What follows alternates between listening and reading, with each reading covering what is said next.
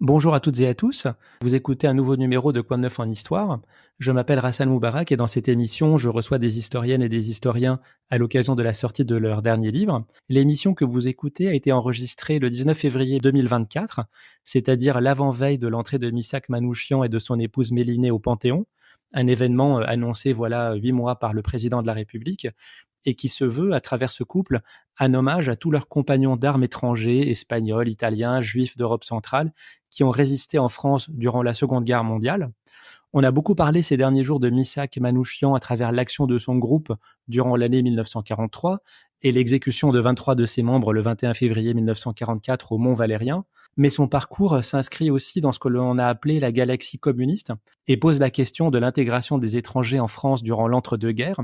Et c'est justement cette mise en perspective qui est l'objet du livre de mes invités aujourd'hui, Dimitri Manessis et Jean Vigreux, qui publient Avec tous tes frères étrangers aux éditions Libertalia. Bonsoir à tous les deux. Bonsoir. Bonsoir. Dimitri, vous êtes docteur en histoire contemporaine. Vos centres d'intérêt portent notamment sur le mouvement ouvrier et le communisme. Et quant à vous, Jean, vous êtes professeur d'histoire contemporaine à l'Université de Bourgogne-Franche-Comté. Vous avez publié ensemble un précédent livre que nous avons pu présenter à ce même micro, toujours chez Libertalia, Rino Della Negra, footballeur et partisan, une biographie de l'un des membres de ce qu'on appellera plus tard le groupe Manouchian. Donc je suis ravi de vous recevoir à nouveau ce soir. Dimitri, pour commencer, le livre là, tourne autour de l'histoire de la MOE, de la MOI, des FTP. On va rentrer dans le détail après, mais est-ce qu'on peut commencer par rappeler ce que signifient ces abréviations? Oui, bien sûr, la MOE, c'est main-d'œuvre étrangère, et c'est cette même structure qui, au tournant des années 32-33, devient MOI, main-d'œuvre immigrée.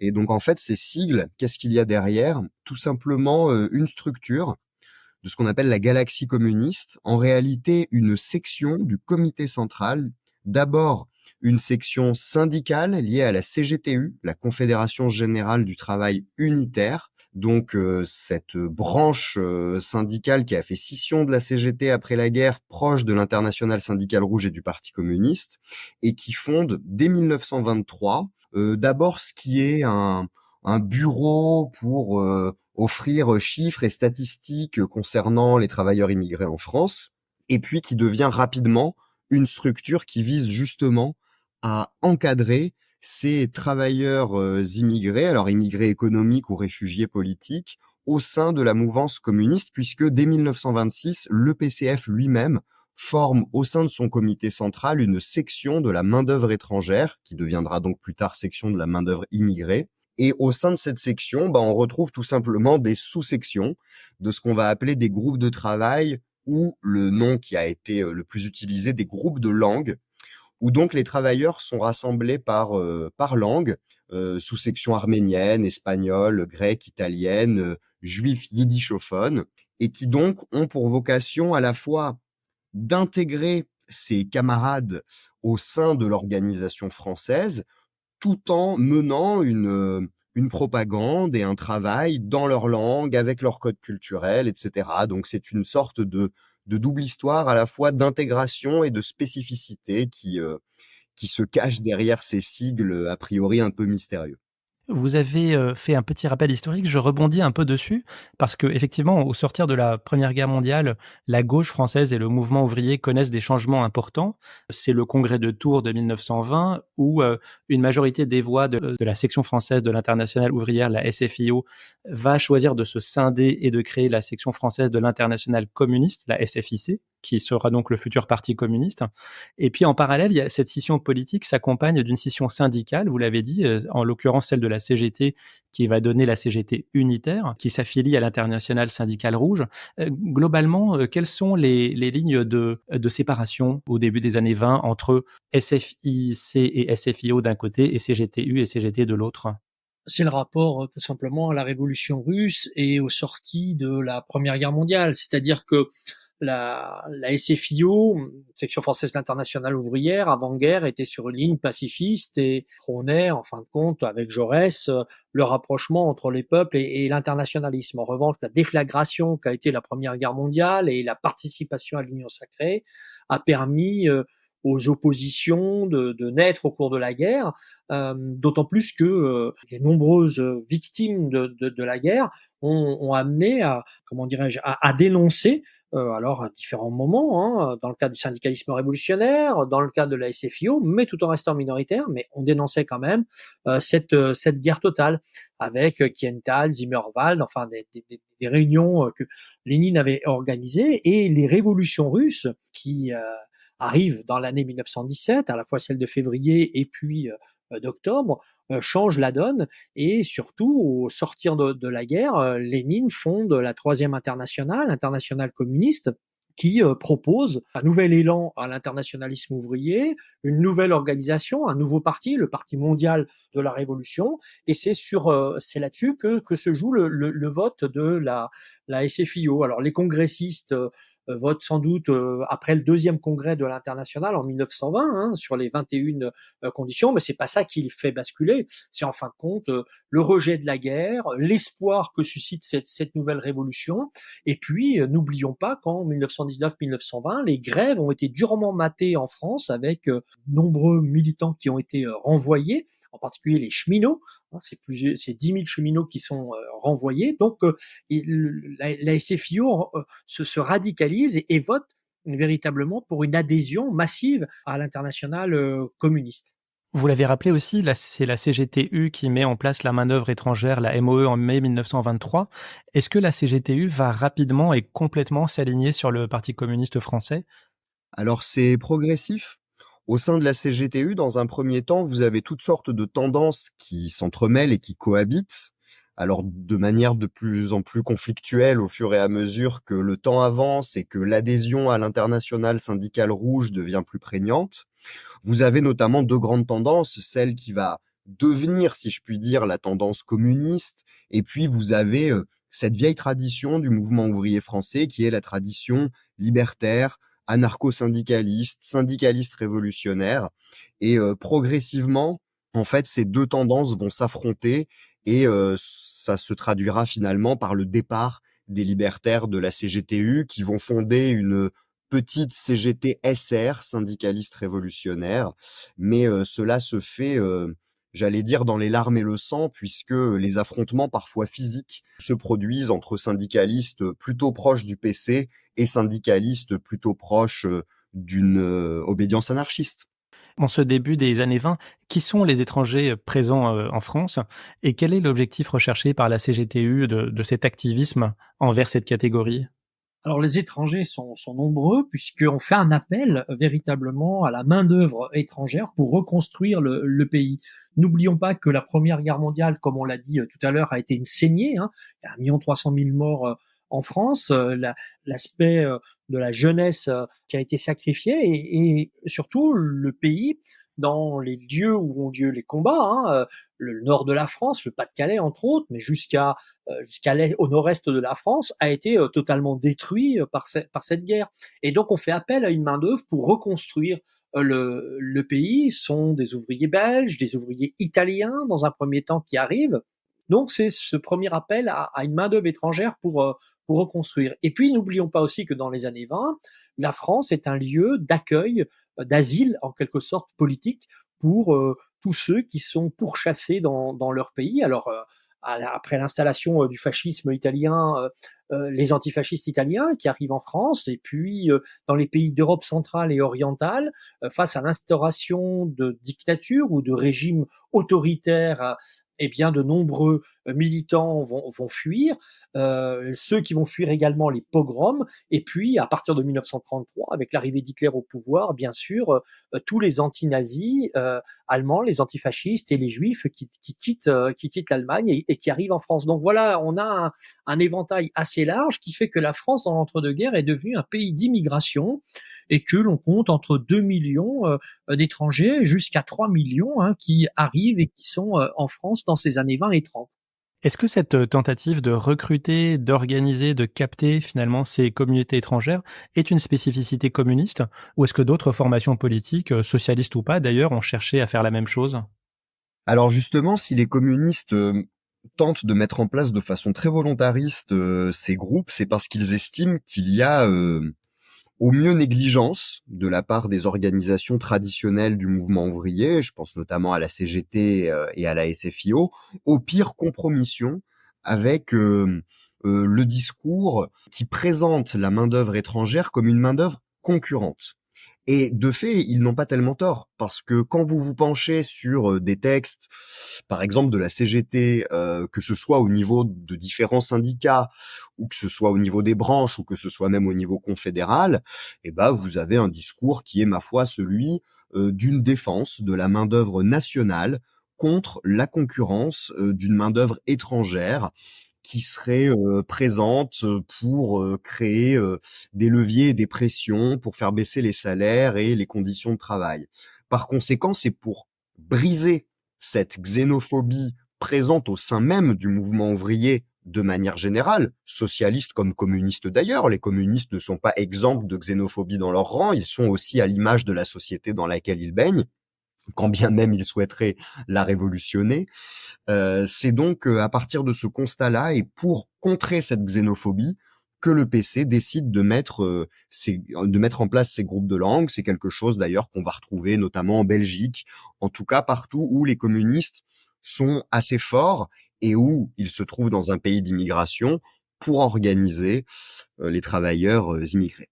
Groupes de langue d'ailleurs qui sont donc mis en place en 1926 par le Congrès de Lille de la SFIC. Groupe de langue et pas de nationalité. Que signifie ce choix?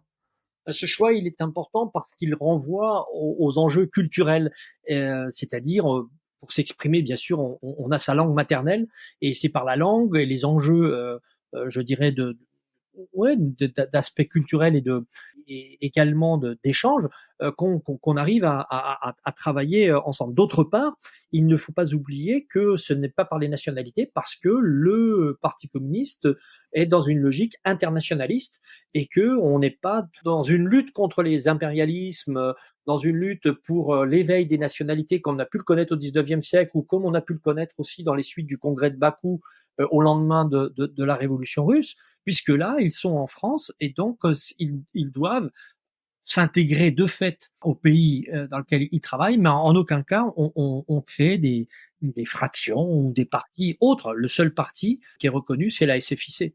Mais ça, on voit quand même que ça reste un sujet de tension, de préoccupation permanent, hein, parce qu'entre les tenants, d'une part de la ligne du parti en faveur donc d'une prééminence française et ceux qui sont plus enclins potentiellement à œuvrer, en direction de leur pays d'origine. Est-ce que cette tension est traitée, enfin, est réglée par le Parti communiste? Vous avez raison de souligner ce point, c'est une tension qui existe tout au long de l'existence de la MOE et de la MOI. L'objectif pour le PCF, c'est véritablement que son discours soit non pas discuté, non pas retravaillé, mais soit relayé auprès de la masse des travailleurs étrangers. Par conséquent, il considère que les groupes de langue doivent, si vous voulez, se limiter à un travail collectif au sein des instances françaises du parti. C'est-à-dire que les groupes de langue, aux yeux de la direction française, ne doivent pas être des groupes autonomes, mais doivent être des organismes de base du PCF en direction des étrangers. Bien évidemment, ça, c'est la théorie. Dans la pratique, et selon le type de profil de militant que vous avez, eh ben, les choses ne se passent pas tout à fait de la même manière.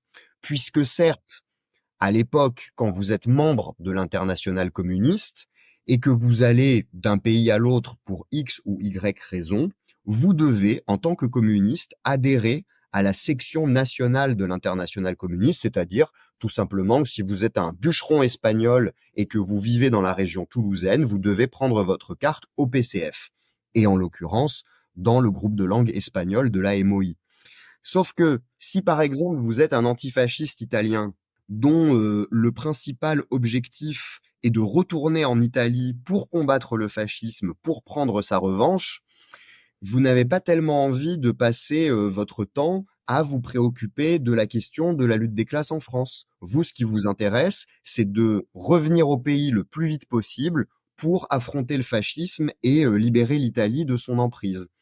Et donc, très régulièrement, vous allez avoir des tensions, des conflits autour de ce que la direction française du parti va appeler la lutte contre l'autonomisme, parce qu'elle voit bien que dans les faits, il y a un certain nombre de militants, et pas des moindres, qui restent prioritairement, j'allais dire, attachés au combat dans leur pays d'origine. Ce qui n'est pas le cas de tout le monde, bien au contraire. Vous avez d'autres sections où les militants se montrent beaucoup plus enclins à envisager leur vie personnelle et donc leur vie politique en France, aux côtés de leurs camarades français. Juste Allez-y. un petit ajout, et je suis entièrement d'accord avec ce qu'a dit Dimitri, c'est lié en fin de compte à la conception du Parti mondial de la Révolution qu'on évoquait tout à l'heure et ses sections nationales. C'est cette dialectique permanente entre le centre et les périphéries, ou comment l'international ou l'internationalisme peut être des fois mis à l'épreuve du national. Mais généralement, bien sûr, c'est la logique internationaliste qui l'emporte de ce Parti mondial. Est-ce qu'on peut dire un mot justement sur qui sont les principaux groupes actifs? Puisque certains groupes de langue ont une existence seulement sur le papier. Donc, Oui. quels sont les principaux groupes de langue actifs? Un ordre d'idée de leur effectif global et quels sont leurs moyens d'influence? Alors, je vais commencer par la fin. Leurs moyens d'influence, ce sont ceux de leurs camarades français, la propagande par les tracts, les affiches, les journaux, avec là aussi un jeu de langue, hein, parce que c'est souvent du matériel qu'il faut écrire dans la langue d'origine des travailleurs auxquels on s'adresse, ou bilingue. Donc par conséquent, il y a déjà tout un travail de langue et de traduction qui doit être fait en amont pour produire ce matériel. Et on y reviendra sans doute dans la conversation, c'est un travail qui donne lieu à une vive répression, donc qui n'est pas sans risque. Mais pour rebondir sur la première partie de votre question, alors c'est assez difficile de retrouver la trace des effectifs précis, d'autant plus que tous les travailleurs étrangers ne sont pas forcément tous affiliés au groupe de langue. Par conséquent, les effectifs d'un groupe de langue ne sont pas forcément le reflet de l'influence réelle du mouvement communiste dans cette communauté particulière. Mais grosso modo, ce sont des groupes qui, pour les plus actifs, se comptent en centaines de militants, à l'exception de la sous-section italienne, qui est la plus nombreuse, et qui, elle, à son pic, compte plusieurs milliers de militants. Alors, les plus importantes, ce sont donc les Italiens, également les Polonais, et puis les Juifs yiddishophones, qui ont notamment dans la région parisienne une forte tradition de militantisme syndical.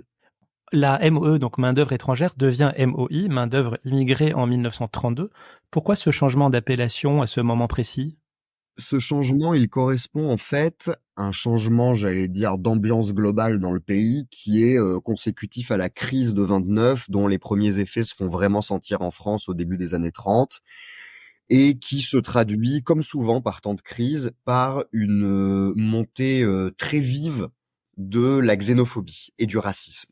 On désigne, quand je dis on, ce sont notamment les partis de centre, de droite, les ligues d'extrême droite et toute une certaine presse désignent les étrangers comme bouc émissaire de la crise, et donc par temps de crise, on souhaite défendre la main-d'œuvre nationale face à la concurrence étrangère. On a déjà évoqué ces enjeux.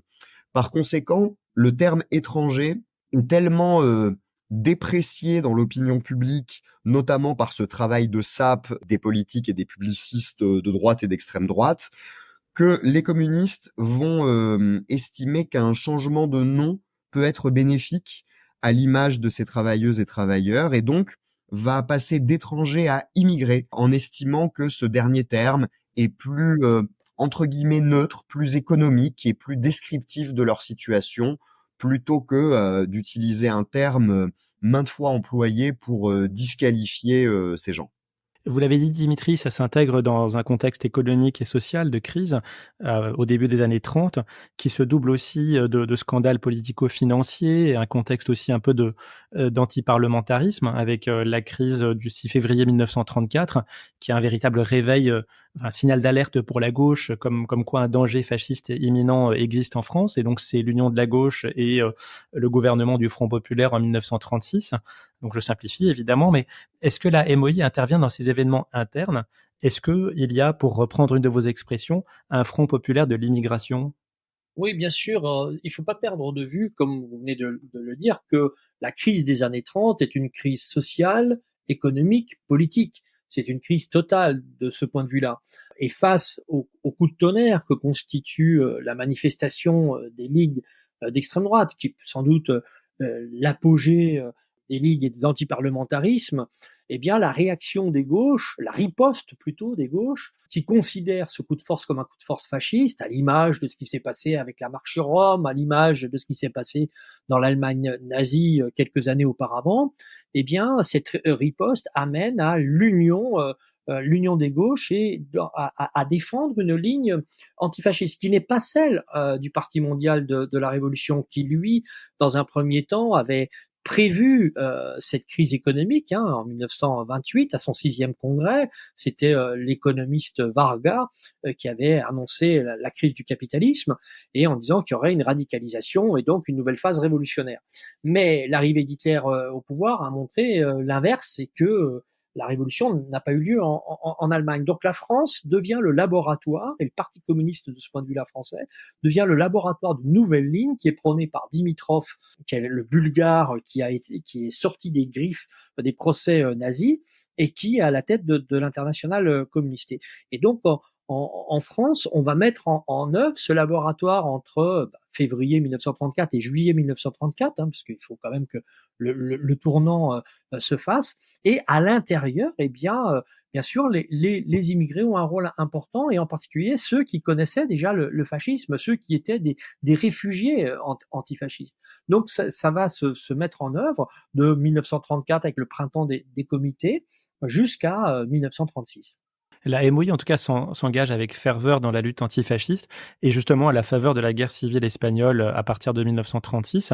La MOI a d'ailleurs un rôle fondamental, puisque les Français, c'est le premier effectif des brigades internationales qui sont créées en soutien des républicains espagnols. On dénombre environ, c'est le chiffre de votre livre, 10 000 Français sur 35 000 volontaires. Est-ce que la MOI participe à l'organisation de ce volontariat international depuis Paris ? Alors non seulement elle y participe, mais elle en est même à l'initiative. C'est ce que déjà Rémi Skoutelski ou Édouard Sill avaient souligné dans leurs travaux, à savoir que l'impulsion qui va permettre d'encadrer politiquement et militairement un volontariat qui est d'abord spontané pour venir au secours de la République, cette impulsion-là, elle va être donnée par la MOI en France. C'est un nom qu'il faut citer, Giulio Ceretti, qui est un communiste italien, membre du comité central du Parti communiste français, et qui est le dirigeant de la MOI à partir de 1934. C'est Ceretti qui va voir Maurice Thorez parce que ses camarades de la MOI constatent ce départ spontané de militants d'origine étrangère qui veulent aller prendre leur revanche sur le fascisme et venir au secours de la République espagnole dès l'été 1936. Ceretti et ses camarades constatent cela, vont voir Maurice Thorez et lui soumettent un projet d'encadrement de ce volontariat international. Thorez lui-même va le soumettre à l'internationale communiste à Moscou, va recevoir son aval pour former ce qu'on appelle une colonne internationale, et cette fameuse colonne internationale va donc être l'embryon de ce qui va s'appeler plus tard et être intégré à l'armée républicaine espagnole, les brigades internationales. Donc c'est assez intéressant de voir que sans doute l'image qu'on retient le plus de la guerre d'Espagne à travers ces fameuses brigades, c'est 35-40 000 volontaires venus du monde entier pour venir au secours de la République espagnole et lutter contre le fascisme, et c'est une initiative qui vient de la MOI. Et donc cette participation de la MOI à un conflit étranger, elle se fait complètement avec l'aval du Parti communiste français, et ça ne réactive pas la contestation justement de l'autorité du PCF sur la MOI ? Non, pas du tout. Ça se fait dans cette ligne nouvelle qui est celle de lutte contre le fascisme, d'un antifascisme vraiment important et de combat, puisque à partir de la mise en place des brigades internationales ou de ce qu'on appelle aussi les interbrigadistes, peu importe comment on le nomme, au contraire, le combat, il est clair, il est unique, et c'est la lutte contre le fascisme sous toutes ses formes, et en particulier un combat qui est aussi très dur, parce qu'il faut jamais perdre de vue qu'il y a de nombreux brigadistes qui sont tués en Espagne. C'est vraiment le début d'une guerre civile, alors peut-être prélude à la Seconde Guerre mondiale, mais qui permet aussi d'apprendre pour la plupart d'entre eux, je pense à Joseph Epstein entre autres, la guérilla, ce que sont les combats, alors que jusqu'alors la plupart d'entre eux ne connaissaient pas ces enjeux. Et donc c'est une culture qu'ils vont obtenir, une culture de guerre, une culture de guérilla, une culture de combat, qui est très utile pour la suite. Oui, beaucoup de cadres, ils vont y acquérir de l'expérience, hein, de cette lutte armée. Et j'en reviens juste à Missak Manouchian. Il en a été, lui? Alors, ce qu'on a pu constater jusqu'à présent, c'est que Missak Manouchian aurait fait la demande auprès de sa direction politique de partir combattre en Espagne. Sauf que la direction du PCF, vis-à-vis du problème espagnol, vis-à-vis du conflit espagnol, pardon, se retrouve dans une situation un peu difficile. Parce que la France est la plaque tournante de l'aide à l'Espagne républicaine. Le Parti communiste français ne ménage pas ses efforts pour soutenir et pour enrôler des volontaires dans les brigades internationales. Il fournit également des cadres, sauf que, dans le même temps, le Parti communiste français est devenu une organisation de masse. Et donc, une organisation qui a besoin de cadres pour justement encadrer les nouvelles recrues qui arrivent par milliers à ce moment-là au sein du PCF. Donc, un certain nombre de cadres vont être envoyés en Espagne. Il y a un véritable effort et j'allais dire un sacrifice du PCF pour envoyer ces cadres sur le terrain espagnol. Et dans le même temps, un certain nombre d'entre eux, dont Missak Manouchian, on leur demande de rester parce que on estime qu'ils sont plus utiles en France. Dimitri et Jean, on allait aborder le sujet de la Deuxième Guerre mondiale, puisque l'élan antifasciste des années 36-39 se heurte à la signature du pacte germano-soviétique le 23 août 1939. Le Parti communiste français se doit de suivre les directives de Moscou et dénonce alors une guerre impérialiste. Quelle est la position des leaders de la MOI, dont on peut imaginer le malaise au vu des exactions pratiquées sur les territoires de leurs anciens pays? Ah bah la signature du pacte, elle provoque un malaise certain et c'est un euphémisme dans l'ensemble du Parti communiste et notamment dans cette MOI qui a déjà tant souffert de ce qu'elle conçoit comme étant du fascisme. Pour autant, ce qu'il faut rappeler, c'est que au moment, si vous voulez, dans l'immédiat post-signature du pacte, le PCF, dans un premier temps, maintient sa ligne antifasciste et antinazie. Contrairement à ce qui est parfois écrit, et encore récemment, le PCF appelle à la défense nationale. Il appelle ses militants à répondre à l'appel de la mobilisation. Tous les militants communistes, y compris les cadres, vont rejoindre leur régiment. Par conséquent, c'est dans ce contexte-là que l'Humanité d'abord, puis le PCF sont interdits. Et c'est donc à partir surtout de la mi-octobre ou de la fin octobre 1939 que ce nouveau cours que vous avez évoqué, celui de la guerre inter-impérialiste, va être, j'allais dire, difficilement digéré et appliqué par les militants communistes. Il n'empêche que un grand nombre de ces militants, et notamment ceux de la MOI, font finalement peu de cas de ce pacte, estiment que les éléments de langage qui sont donnés pour le justifier leur conviennent, c'est une manœuvre de diversion diplomatique, bref, toutes ces justifications qui peuvent être apportées par la direction communiste, dans un contexte, je le rappelle, très difficile, puisque on rentre dans la clandestinité, on est interdit, donc c'est des modes aussi de contact et de diffusion de la propagande qui deviennent très compliqués. Mais finalement, ces militants, pour beaucoup, et je pense notamment aux étrangers, tout simplement s'engagent ou veulent s'engager. Qui dans des régiments tchécoslovaques ou polonais en France, qui dans la Légion étrangère, et pourtant Dieu sait que pour des communistes, s'enrôler dans la Légion étrangère, ça peut être très compliqué, mais pour autant, c'est le réflexe antifasciste qui reste le plus fort pour beaucoup d'entre eux, qui donc en 39-40 vont s'enrôler ou tenter de s'enrôler, puisque parfois on les refuse, car considérés comme trop dangereux, car fichés comme communistes, dans les armées françaises. Est-ce que ça veut dire que la MOI se délite à cette période? Parce que le PCF est interdit, ses membres sont pourchassés. Missak Manouchian, d'ailleurs, est arrêté une première fois en septembre 39 avant d'être relâché. Donc le PCF se reconstitue clandestinement. Est-ce qu'il en est de même de la MOI? Est-ce qu'il persiste un lien entre ces différents membres? Ou est-ce que, comme vous l'avez dit, ils sont éclatés et vont combattre de manière un peu individuelle?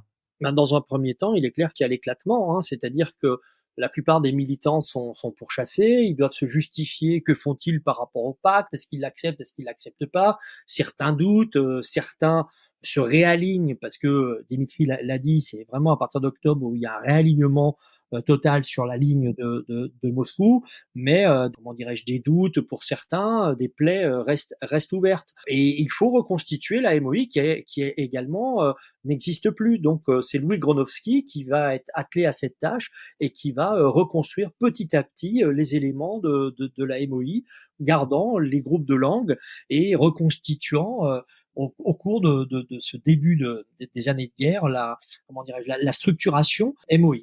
Hitler attaque l'URSS le 22 juin 1941, c'est l'opération Barbarossa, qui rompt de ce fait le pacte germano-soviétique. Donc ça doit être un sacré soulagement pour le PCF et la MOI. La résistance communiste va s'organiser, on voit la création des francs-tireurs et partisans, les FTP. Quel est le lien entre FTP et MOI ? Toute petite précision dans un premier temps, c'est que l'invasion de l'Union soviétique ne provoque pas l'entrée en résistance des communistes. Il provoque leur entrée dans la lutte armée. Parce que pour ce qui est de la résistance politique, elle a déjà été mise en place très clairement non seulement contre Vichy, mais contre l'occupant, notamment à partir du printemps 1941, avec la fondation du Front National pour l'indépendance de la France. Donc, bien évidemment, aucun rapport avec le Front National, ancêtre du RN actuel. En revanche, il est vrai que, comme on l'a dit, ça va constituer le passage difficile, mais le passage quand même des communistes dans la lutte armée, dans une lutte active contre l'occupant, par notamment le regroupement de différentes organisations d'autodéfense du PCF, l'OS, organisation spéciale, les bataillons de la jeunesse, et puis l'OS de la MOI, dans une structure à commandement unique, les francs-tireurs et partisans. Est-ce qu'on peut citer quelques exemples d'actions des FTP MOI durant cette période 41-43 ? Alors, sans forcément faire le catalogue, mais on voit qu'il y a deux types d'actions. Il y a un mélange entre les actions d'éclat et puis il y a un travail de fond, de sape. Alors, il y a plusieurs choses. D'abord, il y a le travail allemand, comme on dit, ou le travail italien, qu'on oublie également en zone d'occupation italienne, qui est un travail de propagande ou de contre-propagande ou de renseignement fait par essentiellement des femmes qui parlent soit l'italien ou soit l'allemand, et beaucoup d'Autrichiennes ont été mobilisées dans ce travail pour saper le moral des troupes allemandes et puis pour avoir des renseignements, obtenir des renseignements. Donc il y a cet enjeu, et puis bien sûr celui de diffusion de tracts, celui de diffusion classique d'une contre-propagande par rapport à ce qui est dit par l'occupant, ce qui est dit également par le régime de Vichy, l'État français. Et puis le deuxième aspect, c'est bien sûr les enjeux de la lutte armée, avec des attentats contre en région parisienne, essentiellement des représentants de l'armée d'occupation, quelques collaborateurs, mais très peu, et puis des attentats, bien sûr, dans des actions sur les voies de chemin de fer, où il y a les dérailleurs qui le présentent. Mais il faut bien regarder que les FTP MOI, ce n'est pas que la région parisienne. Vous avez des FTP MOI à Grenoble, à Lyon, à Marseille, également à Toulouse, également en Moselle, également dans le Pas-de-Calais. Et dans le Pas-de-Calais, ils vont participer à la grande grève des mineurs. Donc, on voit différents modes d'action. En revanche, tous les groupes se nomment, je dirais, dans un idéal particulier, patriotique, qui renvoie à l'imaginaire de la Révolution française, groupe Valmy, Marat, Liberté, Carmagnole, sauf à Toulouse où c'est la 35e brigade, mais là ça renvoie aussi aux brigades internationales. Donc il faut bien voir ce syncrétisme entre la Révolution française, le Front populaire, l'antifascisme, qui est réactivé à ce moment-là dans la logique de la résistance. Et avec une montée en puissance entre 42 et 43, c'est vraiment le fer de lance de la lutte armée du Parti communiste et de la résistance. Vous soulevez un point très important, Jean, c'est que toutes les actions n'ont pas eu lieu à Paris. Évidemment, celle du groupe Manouchian, oui. Et fait d'arme principale, c'est l'exécution du général Julius Ritter, qui était le responsable pour la France du service du travail obligatoire. Mais il y a des actions qui sont menées, vous l'avez dit, en province et notamment en zone libre où il n'y a pas d'Allemands. Qui sont les cibles alors ? Alors, zone libre où il n'y a pas d'Allemands, attention, à partir du 11 novembre 1942, elle est envahie, Mmh. puisqu'il y a eu le débarquement en Afrique du Nord et que la zone devient occupée. Alors, qui sont les victimes avant? Eh bien, sont la police française, sont aussi des représentants de la milice et puis des membres des partis collaborationnistes. Mais à partir de novembre 42, c'est tout le monde. D'autant plus que les forces qui sont mobilisées prioritairement contre la résistance en France sont des forces françaises, la police et la gendarmerie. Oui, c'est ce qu'on va voir parce que on va en revenir un petit peu quand même à Missak Manouchian. Quelques jalons, dans cette période, c'est qu'il entre, en fait très rapidement, immédiatement, dans la résistance à l'été 1941. Il devient responsable politique de la section arménienne des FTP-MOI, puis en juillet 1943 commissaire technique des FTP-MOI de Paris et le mois suivant, août 43, commissaire militaire, des FTP-MOI dans la région, parisienne. Il a sous ses ordres quelques dizaines de militants qui d'ailleurs, parce qu'ils sont peu nombreux, ne s'organisent plus à ce moment-là par groupe de langue. Quelle est la portée de leurs actions? Parce qu'ils font une trentaine d'opérations entre août et novembre 1943. Quel impact cela a sur l'occupant allemand? Bah, justement, pour comprendre l'impact, il faut envisager la résistance comme une guerre de guérilla, c'est-à-dire comme une lutte qui n'est pas simplement militaire au sens strict du terme, mais une lutte politico-militaire. À savoir que les actions que mène la résistance, que mènent les FTP-MOI, sont des actions qui ont non seulement un but militaire, montrer à l'occupant que la France n'est pas seulement une arrière-cour où ils peuvent se reposer ou se promener en goguette, mais la France est un lieu du combat pour la libération de l'Europe. Chose qui d'ailleurs était une demande des Alliés, notamment britanniques, dès le début de la guerre, de mener une guerre irrégulière dans les différents pays d'Europe occupés. Par conséquent, ça s'intègre à la fois dans une stratégie militaire et dans une stratégie politique plus globale pour montrer à la fois aux adversaires et à la population française que l'heure est au combat, que l'heure n'est pas à l'attentisme et que il faut préparer l'insurrection victorieuse, la libération du pays en s'en prenant dès maintenant par l'action directe aux forces d'occupation et à leurs supplétifs locaux. Donc ce sont à la fois vous l'avez dit, un mélange de travail de sape, de harcèlement et puis de coups d'éclat, comme par exemple l'exécution de Julius Ritter, en effet responsable du service du travail obligatoire en France et qui, pour la petite anecdote, mais qui n'en est pas tellement une parce qu'elle est révélatrice de la façon de procéder de ces groupes, a été exécuté sans que les partisans ne sachent qui il était. Ils savaient qu'ils avaient affaire à un haut dignitaire nazi, mais ils ignoraient son identité, ils ignoraient qu'il s'agissait de Ritter, ils l'ont appris après coup. Mais juste un élément par rapport à cette exécution de Ritter. Le travail avait été entamé auparavant, avant que Manouchian ne reprenne le commandement, sous Holban, et c'était surtout le groupe de renseignement avec Christina Boyko, donc les femmes qui avaient préparé tout ça. Et attention, les groupes de langue ne disparaissent pas Oui. totalement. Au cours de l'année 1943, il y a eu plusieurs tracts. D'abord, c'est la jeunesse communiste qui tombe et proche de la MOI avec Krasuki. Ensuite, au cours du début de l'été, juillet, c'est le groupe yiddishophone des FTP-MOI qui tombe pour partie, mais le détachement italien reste encore. On a des regroupements de ces détachements. Il faut pas considérer qu'ils aient totalement disparu. En revanche, ça permet un brassage et vous avez des Français comme Cloarec, des Bretons qui se retrouvent dans ces différents détachements. Mais disons que ça n'a pas totalement disparu. C'est les coups et les opérations de répression de la police française et des BS qui font qu'ils sont obligés, bien sûr, de se réorganiser. Ça nous renvoie d'ailleurs, pour faire un très rapide aller-retour avec ce qu'on disait avant, aux brigades internationales pendant la guerre d'Espagne. À la fin du conflit, la plupart des membres des brigades internationales sont en réalité des Espagnols. Donc il y a ce mélange, ce brassage qui se fait aussi dans les groupes de langue, où vous avez certes une base qui est une base de groupe de langue, mais auxquels peuvent s'ajouter des militants français depuis de plus nombreuses générations que d'autres. Je rebondis sur ce que vous avez dit, Jean.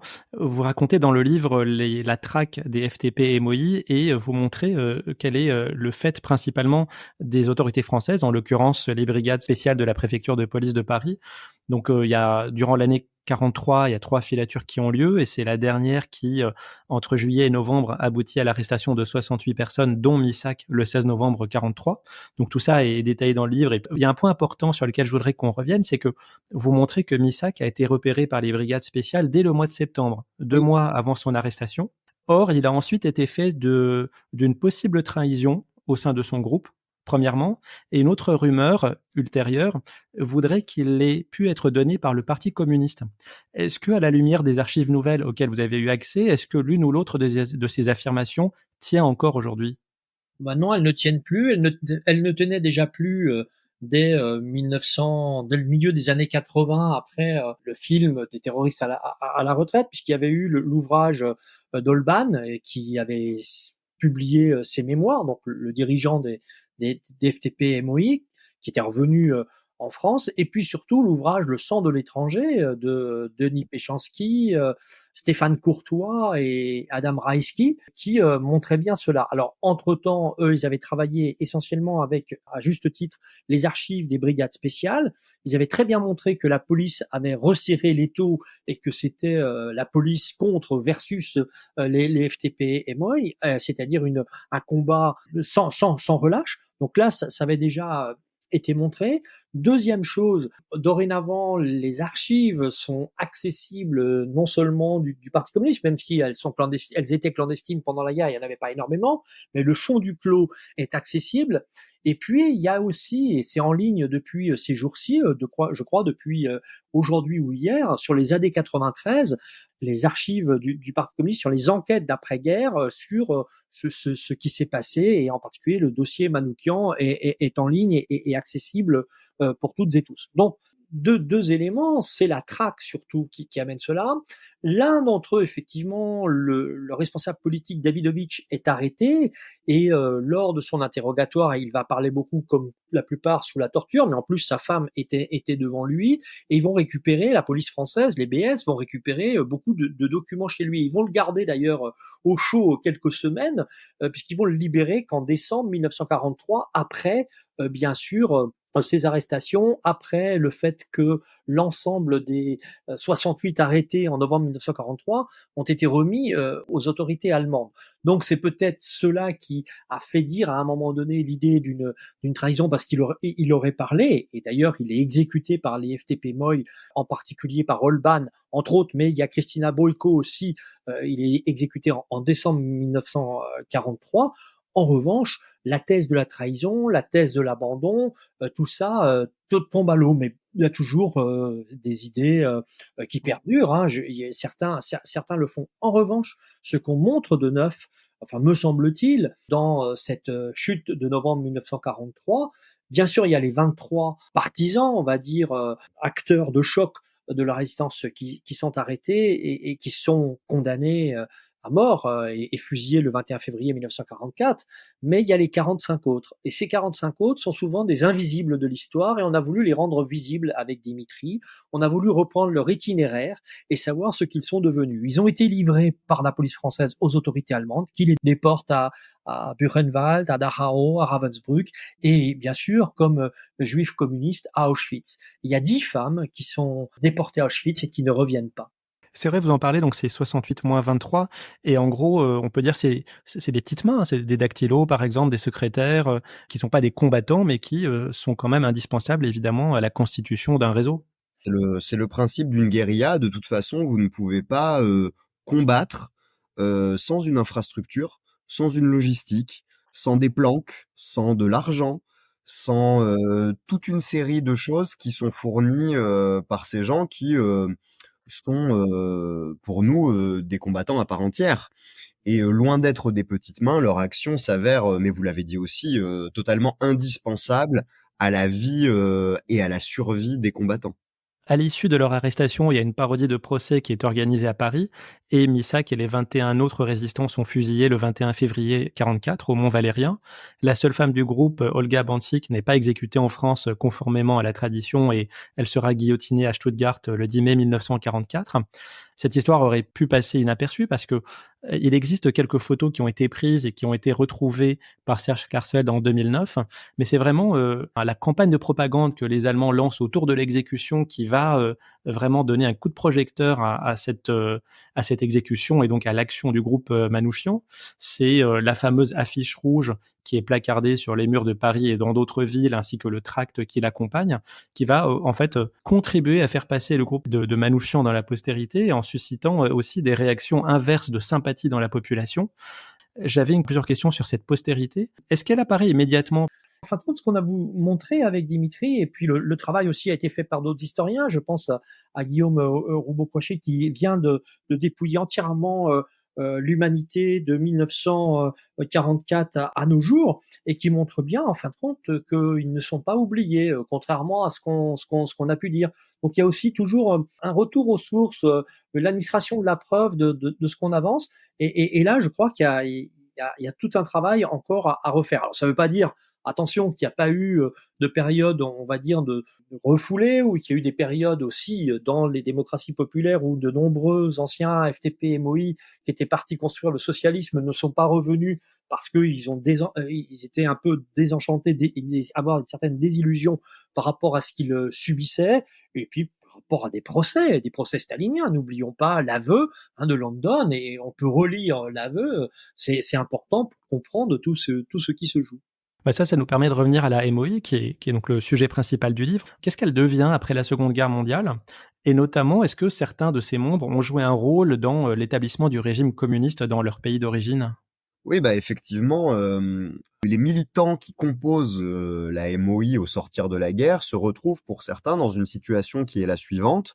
Ils sont des militants communistes, sont des militants révolutionnaires, disciplinés pour la plupart, comme on l'est à cette époque, et on leur demande de rentrer dans leur pays d'origine pour construire le socialisme, puisque désormais c'est à l'ordre du jour. Bon, sauf que pour un certain nombre d'entre eux, leur vie désormais est en France, que pour un certain nombre de militants juifs, ils n'ont strictement aucune envie de retourner en Pologne pour des raisons que l'on peut parfaitement comprendre. Et par conséquent, c'est un mouvement, j'allais dire, de retour au pays pour construire le socialisme, hein, pour reprendre le vocabulaire de l'époque, qui est certes un mouvement encouragé par la direction française du PCF, mais qui, dans la réalité des faits, ne donne pas forcément toute satisfaction. Alors certains d'entre eux, Gronowski, le premier par exemple, va en Pologne. D'ailleurs, il reviendra dans les années 60 dégoûté par l'antisémitisme si prégnant dans la société polonaise, y compris au sein du PUP, le parti ouvrier unifié polonais, qui est donc le PC au pouvoir. Et c'est vrai que pour beaucoup, ça va être un cheminement de désillusion. Et puis pour d'autres, c'est tout simplement rester en France. Et rester en France ne veut pas dire non plus se retrouver totalement à l'abri, puisque la guerre froide arrivant bien vite, certains de ces militants vont se retrouver en proie, on va dire, de la fin des années 40 jusqu'au milieu des années 50, à un anticommunisme d'État très vif, qui va expulser certains militants, qui va rendre apatrides d'autres. C'est le cas notamment de certains militants juifs communistes de la FTP-MOI, certains par ailleurs survivants des camps de la mort, qui vont se voir retirer leur nationalité. Je pense aux époux Jacques et Macha Ravin, par exemple. Voilà comment l'État français, dans un contexte de guerre froide, dans un contexte de très forte bipolarisation de la vie politique, va faire bien vite voler en éclats le mythe résistentialiste, qui est lui-même un mythe en fait, et qui très vite va s'en prendre à ceux qui pourtant avaient œuvré à la libération du pays. C'est donc une MOI qui se reconstitue, et qui se reconstitue, je le répète, dans un environnement et dans des mémoires qui ne sont pas consensuelles, qui sont conflictuelles.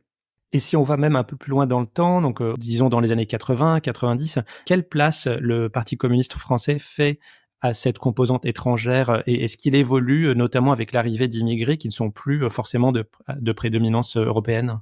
Alors, il y a deux choses. D'abord, il faut pas perdre de vue que la MOE et la MOI s'adressaient avant-guerre aux ouvriers venus, on va dire, d'Europe ou d'Asie, comme l'Arménie, etc. La seule partie hors Europe de la MOI, et différenciait avec les soldats coloniaux, parce que dans les colonies, la logique, elle était de les organiser pour lutter contre l'impérialisme, hein, un nouveau coin, en quelque sorte, contre l'héritage du 19e siècle. Donc c'est pour ça que les ouvriers immigrés venus de l'Empire français ou des formes de l'Empire, entre autres en Afrique, étaient organisés différemment par le Parti mondial de la Révolution et ne se retrouvaient pas dans la MOI. On pouvait les retrouver au Secours Rouge International, on pouvait les retrouver dans des sections nationales, etc., etc. Donc ça, il faut l'avoir à l'esprit. En revanche, après 1945 et dans le processus de décolonisation, dans le processus d'un nouvel ordre mondial fondé sur le droit des peuples à disposer d'eux-mêmes, eh bien, on va avoir effectivement une MOI qui s'élargit. Et la MOI perdure effectivement dans le Parti communiste. Alors, elle n'a plus tout à fait la même place. D'autres vont prendre d'autres noms. Pensons, et là, je renvoie à la thèse de Zoé Grimbert, hein, qui est vraiment importante sur militer en minorité, le secteur juif du Parti communiste après 1945.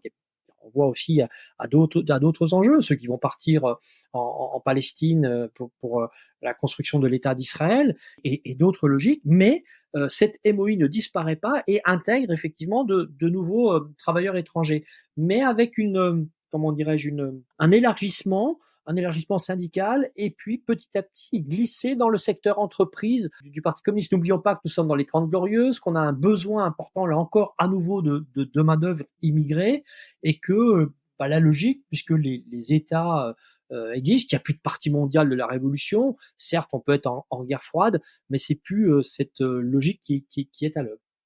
Avant de terminer, je voudrais qu'on reparle de la panthéonisation de Missak et Méliné Manouchian.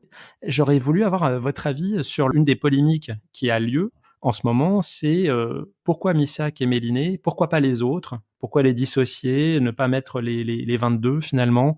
Est-ce que vous pensez que cette interrogation est légitime? Quelle est votre position à ce sujet? Oui, c'est une polémique, mais à la fois c'est un symbole, cette entrée, et puis les noms des autres sont gravés.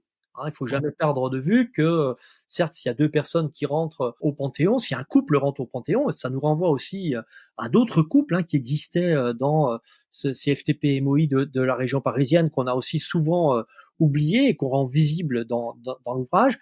Eh bien, il symbolise l'ensemble, et puis les autres noms sont gravés, ainsi que le nom de Joseph Epstein. Mais ça nous renvoie aux limites. Tout à l'heure, je vous disais ceux qui ont été déportés. Est-ce qu'on les rajoute? Donc on mettrait 68 personnes. Est-ce qu'on rajoute aussi London? Est-ce qu'on rajoute aussi Holban? Est-ce qu'on rajoute aussi Christina Boyko? Donc on pourrait être sans fin, parce qu'il y en a tellement qui ont eu un rôle fondamental et important dans cette résistance étrangère, qu'ils ont toute leur place véritablement dans la résistance. Voilà les limites intrinsèques à cela. Ils symbolisent, et les noms sont présents. Oui, c'est vrai que cette petite polémique, n'exagérons rien non plus, ça concerne assez peu de monde, nous a un peu étonnés, parce que on se disait, en écrivant le livre, que si polémique il devait y avoir, elle porterait davantage sur la nature du gouvernement qui réalise cette panthéonisation, plutôt que sur la nature de ceux qui sont panthéonisés. Et justement, ce 21 février 2024, qu'est-ce que vous allez faire, vous, pendant la cérémonie? Est-ce que vous êtes invité? Est-ce que vous allez la regarder à la télé? Pour l'instant, je n'ai pas été invité, j'en non plus. Nous attendons de voir ce que nous allons faire. Parce que sinon, il y a l'option pour rendre hommage à Rino Della Negra, dont on avait parlé il y a 2 ans. Et lui, il faisait la recommandation à son frère dans sa dernière lettre d'aller boire une cuite. Hein. Ça peut très bien être aussi une alternative. Je pense que ce n'est pas une mauvaise idée pour célébrer ces combattantes et ces combattants, de célébrer la vie. Je suis assez d'accord avec vous. Célébrer la vie, et puis on verra de toute façon. On peut être invité, on verra. C'est important, je pense, quand même d'y être. Et puis on peut être comme tout public dehors. Je pense qu'il y aura du monde, parce que cette panthéonisation est importante dans la société. Il n'y a pas un lieu où on n'en parle pas. Il n'y a pas une presse locale où on revient pas sur la FTP-MOI. Il n'y a pas un collège, un lycée, ou même d'autres formes et d'autres lieux qui est intéressé par cette panthéonisation. J'ai pas l'impression que des panthéonisations précédentes ont eu un tel écho dans la société. Je pense que cette panthéonisation, comme tout moment de mémoire, doit nous servir à faire de l'histoire. Donc c'est ce qu'on essaye de faire modestement à travers ce livre. Ah bah c'est même très bien fait. Merci beaucoup Dimitri Manessi et Jean Vigreux pour ce nouvel entretien passionnant et pour ce nouvel ouvrage. Je rappelle le titre, Avec tous tes frères étrangers. D'ailleurs, est-ce que vous pouvez nous dire la référence de ce titre? Parce que tout le monde ne l'a Oui, peut-être pas. absolument. C'est un clin d'œil à la culture militante de l'époque. C'est l'extrait d'un chant révolutionnaire qui est allemand à l'origine, qui s'appelle Einheitsfrontlied, le chant du Front uni. Il s'agit de son adaptation française et dont le refrain proclame: marchons au pas, camarades, vers notre front, range-toi dans le front de tous les ouvriers avec tous tes frères étrangers. Donc ça nous semblait pertinent d'insérer aussi ce clin d'œil aux cultures militantes de l'époque à l'intérieur du livre, et avec ce titre qui nous apparaissait très beau, cette référence aux frères, même si bien évidemment nous n'oublions pas les sœurs. Eh ben, merci beaucoup pour cette information. Donc, Avec tous tes frères étrangers, sous-titré De la MOE au FTP MOI, c'est paru aux éditions Libertalia et déjà disponible en librairie. Je vous remercie encore une fois, tous les deux, d'avoir consacré du temps à remettre en contexte cette panthéonisation et sur l'histoire longue des FTP MOI, donc de la résistance communiste. Et quant à moi, j'espère que vous avez apprécié cette émission et je vous donne rendez-vous bientôt pour un prochain numéro. Merci.